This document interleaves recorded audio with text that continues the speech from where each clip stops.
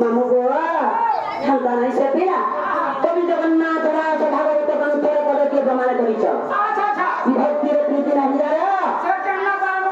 second न पाए मो कोयर भक्ति स्वरूप भगवान तेणु करी दिन विष्णु भगवान कहिथिले नारद के बोलिथिले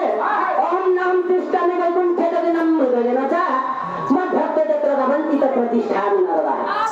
बाबुरे नारद मैं वैकुंठ पुराण में थाकिम बाबर भक्त मान को भीतर मध्य था जो ठारे मोर भक्त माने मोर नाम को धरि को नरबदन करी थाकी सेही ठारे मोर उपस्थित होइले मामू गो हेति लाई कथारे अछि पिया मुड़िया मारे हजारे मन थी बापा के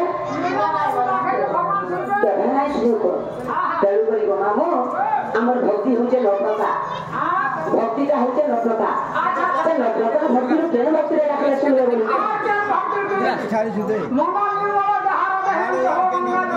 सदैका मामू गोवा तेणु करी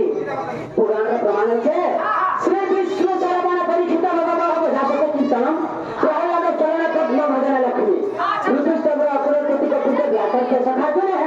सब आत्मा ने बदन बोली राजा कृष्ण आथिले तापर ये नाही इटा होचे नवदा भक्ति एवं एक नवदा भक्ति रो पंचयज्ञ আছে